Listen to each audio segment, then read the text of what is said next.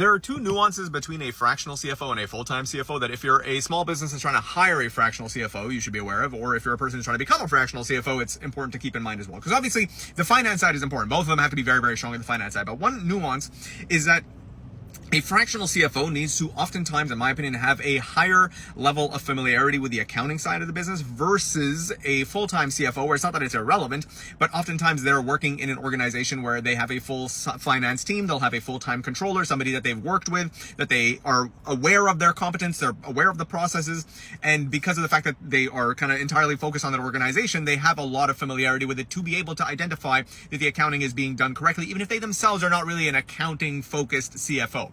Whereas a fractional person will often have to drop into companies for, somewhat limited engagements. Sometimes it's long-term, but regardless, oftentimes the finance team is not theirs. They didn't hire it or build it. They haven't vetted them. A lot of times the internal finance team won't even be full-time. They might be, but sometimes they might be using a fractional organization to do their accounting as well.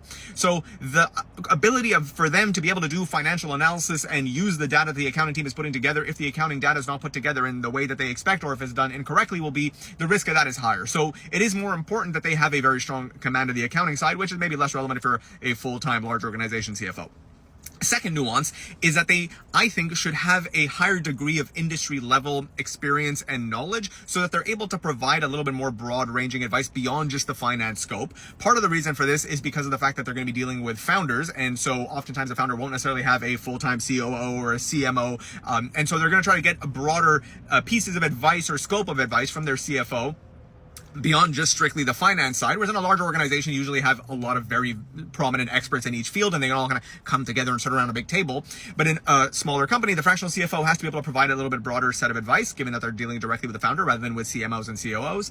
But the other piece of it is that they also have the opportunity to develop that broader set of experience because of the fact that they are working with multiple clients. A full-time CFO is just kind of immersed fully in one company, obviously getting industry experience in that regard, but there's a benefit to being fractional where you can go and see patterns amongst different companies, see how different companies are doing things so that you can provide a little bit of advice. And so if you're working with a fractional CFO that doesn't necessarily focus on a particular industry, it's kind of all over the place, I think that's very much a missed opportunity. And if anything, their advice is of lower quality because of the fact that only 10% of their time goes to a particular industry. In my case, I live and breathe e-commerce and agencies. So I know that space very well, and my experience goes far beyond the finance side. So I'm able to provide a lot of advice on other aspects of running an e-commerce business or an agency beyond just finance because I go broad there. And that, I think, is where you get much better value out of a fractional CFO rather than a full-time CFO.